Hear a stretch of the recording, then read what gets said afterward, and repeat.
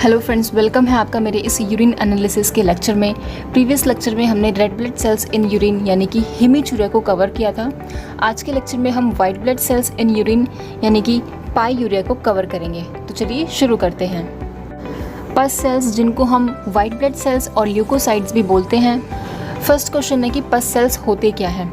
देखिए, जब भी हमारी बॉडी में कोई भी बैक्टीरिया या वायरस या कोई भी एंटीजन एंटर करता है या फिर हमारी बॉडी में कोई इन्फेक्शन होता है तो हमारी बॉडी का जो इम्यून सिस्टम होता है वो एक्टिवेट हो जाता है और हमारी बॉडी का जो इम्यून सिस्टम होता है वो वाइट ब्लड सेल्स को भेजता है इन्फेक्शन से फाइट करने के लिए।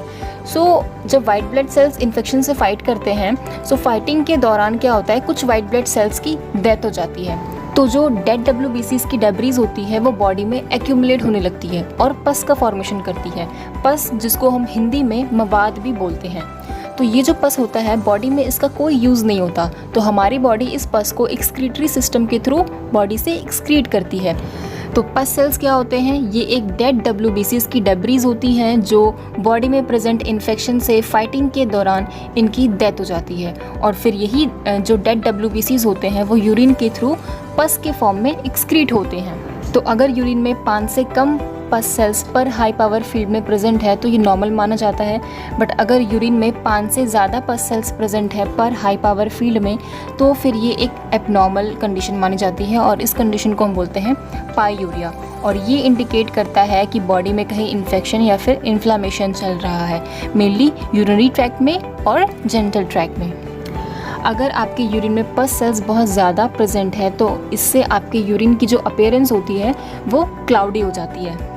आप इमेज में भी देख सकते हैं कि यूरिन में जो डेड WBCs होते हैं, जो पस सेल्स होते हैं, वो टॉक्सिल रिलीज़ होता है, वो एसिडिक मीडियम में डाईअज़ोनियम सॉल्ट्स के साथ रिएक्ट करके वॉयलेट डाई जो है वो प्रोड्यूस करता है।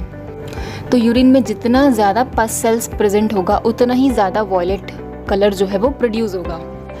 बट अगर यूरिन में ऑक्सीडाइजिंग एजेंट प्रेजेंट है तो इससे फिर जो रिजल्ट होगा वो फॉल्स पॉजिटिव हो सकता है। और अगर आपके यूरिन में ऑक्जेलिक एसिड या फिर आपके यूरिन का जो स्पेसिफिक ग्रेविटी है वो बहुत ज़्यादा है और अगर आपके यूरिन में प्रोटीन बहुत ज़्यादा अमाउंट में है या फिर ग्लूकोज बहुत ज़्यादा अमाउंट में है तो इस कंडीशन में फॉल्स नेगेटिव रिजल्ट आएगा। ओके, तो फ्रेंड्स, आज के लेक्चर में हमने कवर किया कि पस सेल्स क्या होते हैं, यूरिन में पस सेल्स आने के क्या क्या कॉजेज़ होते हैं और हम कैसे पस सेल्स को डिटेक्ट करते हैं। तो अगर आपको मेरा लेक्चर पसंद आया तो प्लीज़ मेरे लेक्चर को लाइक करिए, सब्सक्राइब करिए और अपने फ्रेंड्स के साथ भी शेयर करिए। मिलते हैं नेक्स्ट लेक्चर में। Thank you.